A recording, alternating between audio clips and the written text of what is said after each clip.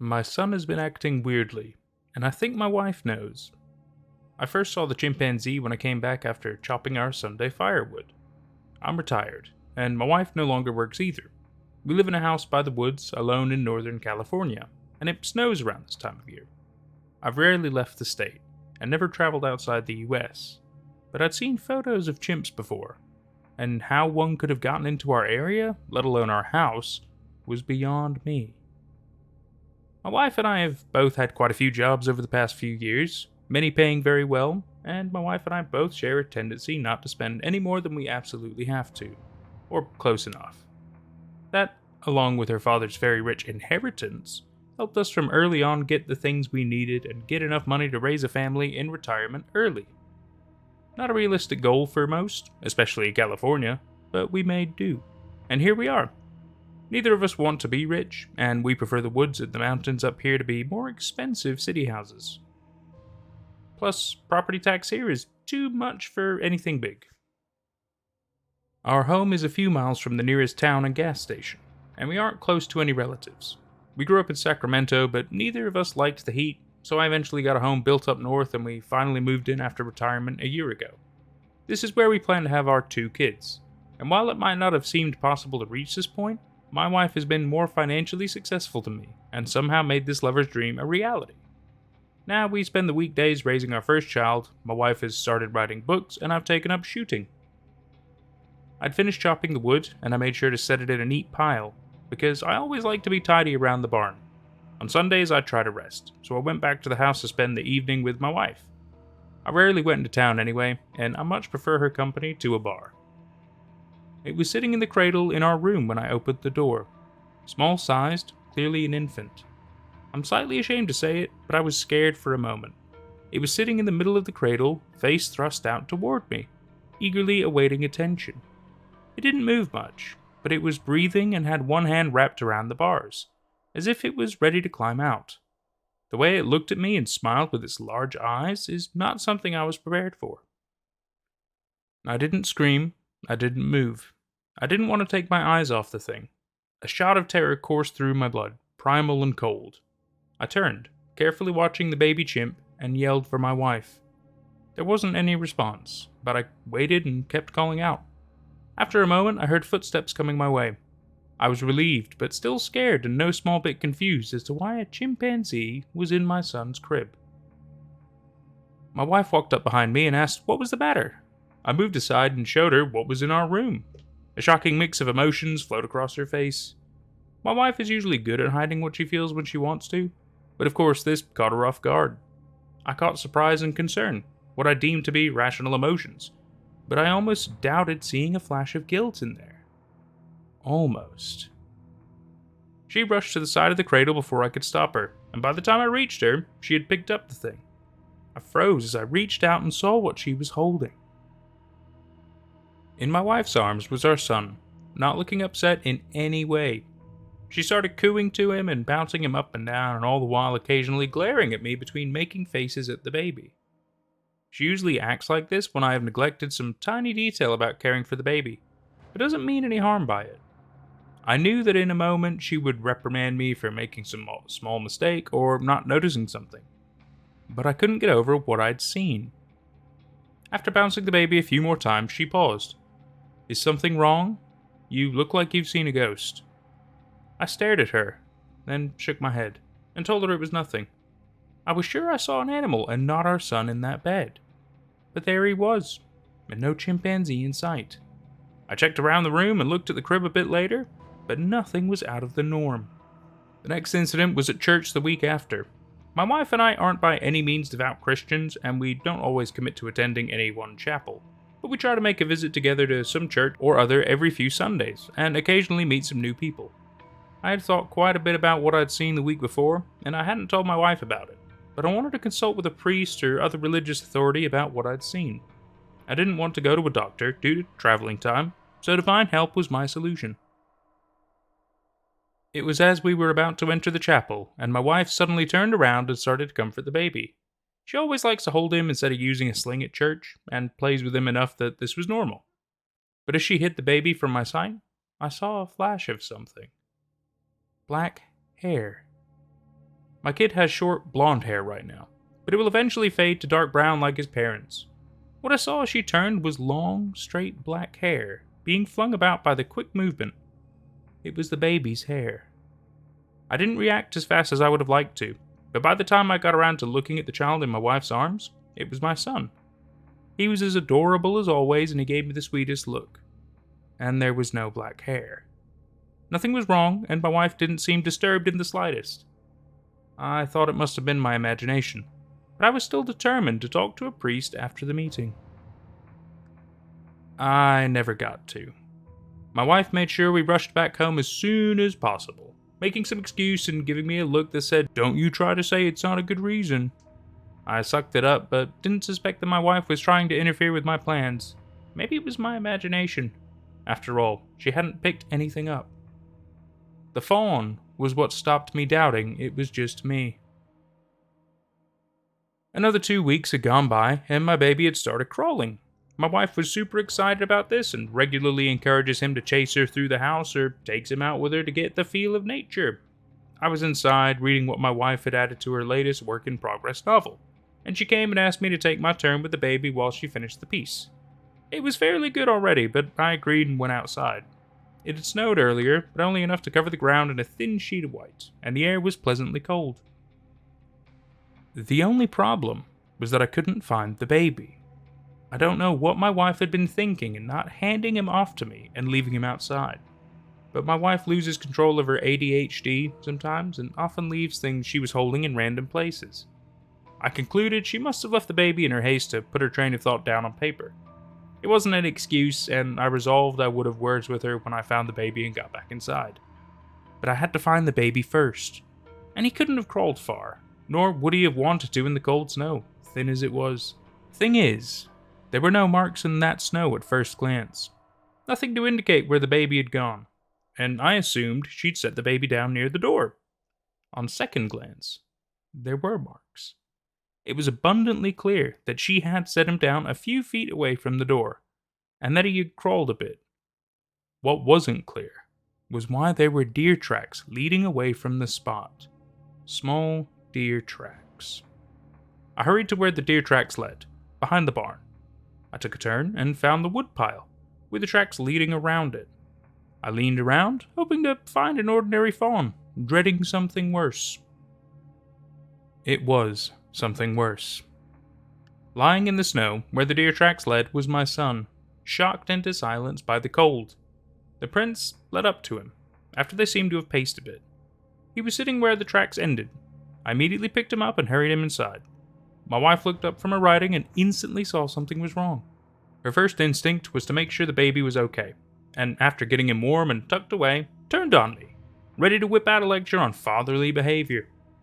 I walked out the door, knowing she would follow. Angrily, she stuck her head out, and she was halfway through saying my full name in the most intimidating way possible when she saw the tracks. I explained what I'd seen to her, not sure what to expect. I didn't expect her to laugh. She thought it was incredible that I managed to let a deer pick up our son and move him without noticing or seeing the deer, and wouldn't budge on any attempt on my part to make her see that that was nothing like what actually happened. I was left disturbed, and for the first time in our relationship, I became suspicious my wife was hiding something from me. I've always trusted my wife. We've been honest and straightforward since we got together, and I've never had reason to suspect anything was going on that I couldn't see. Problems didn't always work themselves out, but we had faced them together through our marriage, and nothing had come this close to breaching our trust of each other. And that made this situation even more concerning. I had no small amount of spare time on my hands, and I was determined to get to the bottom of the issue. Over the next few months, there was an occasional hint of something strange. Cat hair on our bed, rabbit pellets on the bathroom floor, things I could notice but never explain. I cleaned these up before my wife could ever see them. Hiding things from my wife didn't sit well with me, but I had to make sure. I frequently checked on the baby, but never saw anything out of the ordinary. Eventually, our baby began to say words. There hadn't been an incident in a while, and checking for one was a background habit at this point. I was letting my guard down, and again I started to doubt whether anything was amiss. That's when I heard it. My wife was with the baby, in her writing office. I was getting the dishes done after we had dinner, and I heard a roar from the other room. It sounded like some high-pitched beast roaring, but I honestly had no clue what animal it could have come from. I'd heard grizzlies and mountain lions roar, but this was nothing like either of them. There was no sound I could hear from my wife.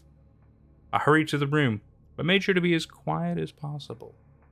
I opened the door to see my wife leaning over behind the desk, fussing over something I couldn't see. I could see the elephant's trunk flopping around the top of the desk, looking for something to grab onto. The desk is quite tall, so I couldn't see anything going on behind it, but it was clear there was a large animal there, and I could see my wife was tending to it. She quietly gasped at my entering while standing up and turning to face me. She wasn't holding the baby. "You know I don't like you pulling surprises on me when I'm writing." She cut off as I raced to the desk and looked over. On the floor was our son, diapers open and very messy. "Writing?" I asked, looking at her questioningly.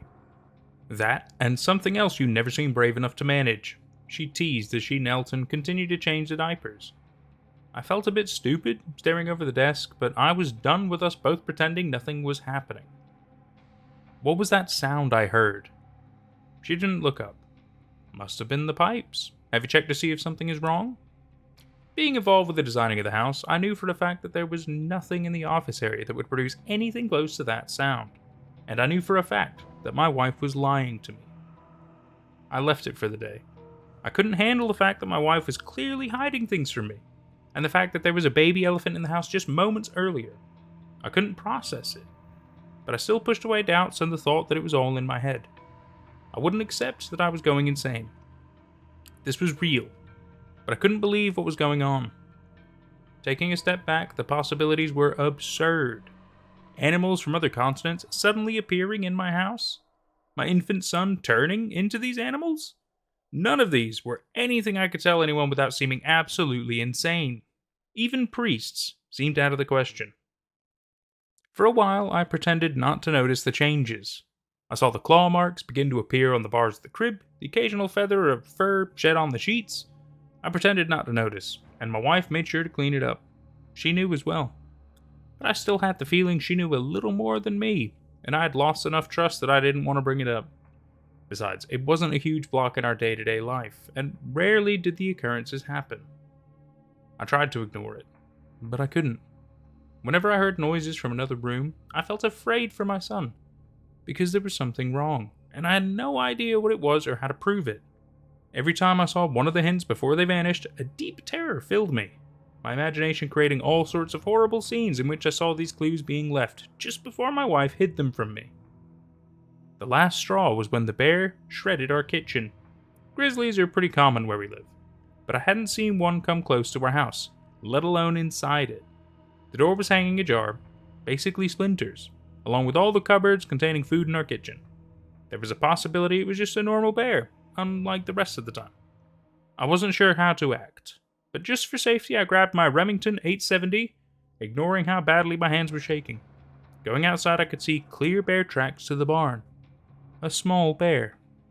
I didn't know what to do, but taking a few steps I could see the door was open. Carefully I moved around, keeping my distance from the door that was ominously cracked open, barely letting light into the dark interior.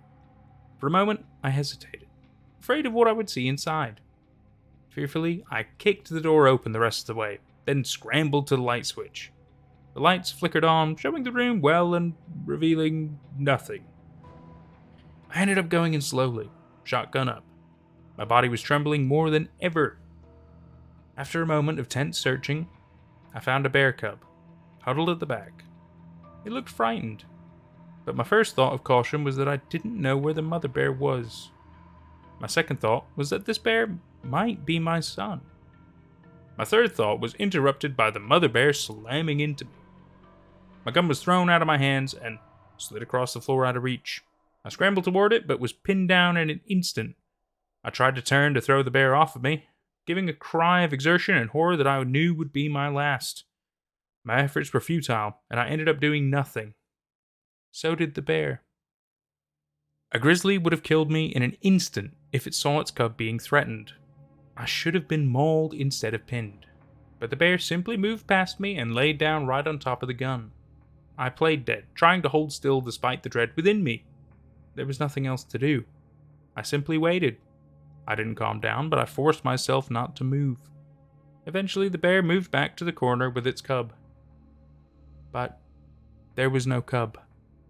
Instead, my son sat in the corner where the small bear had been. He started wailing as the bear picked him up with his clothes in its teeth, beginning to carry him outside. I couldn't take it. The sound of my son's crying hit something in me. I didn't think about dying. I rushed for the gun and raised it to the bear. It was only my conspiracy over the past few months that made me hesitate, and it was only my hesitation that saved me from shooting my own wife. There she stood, holding my son in her teeth, standing in the corner of the barn. My own wife. And my son. I couldn't process what was happening. I didn't even hear the gun hit the floor when I dropped it. There was nothing to say. We walked out together, went back into our living room, sat on the couch in front of the TV, and put the baby between us. She tried to hold my hand several times, but I wasn't having that.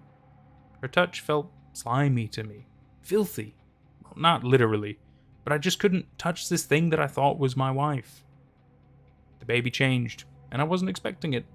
Not a baby, but some pale, bone-thin infant with long, greasy black hair and oily skin, along with a hairless tail. It stared at me with its maw of a mouth hanging open, its black eyes seeming to pierce my soul. I looked away, back to my wife. After staring at one another in silence for a while, I said it. "Where is she?" I asked, dreading the answer. "I am your wife, silly." I stared at her blankly, asking the question again. She just shook her head and kept on reassuring me that she was my wife. I repeated the question, with a slight revision. "Where is my son?" Again, she just told me that the boy sitting between us was our son. I didn't believe it, and from the look on her face, I could tell she knew. There was pain there, pain and regret.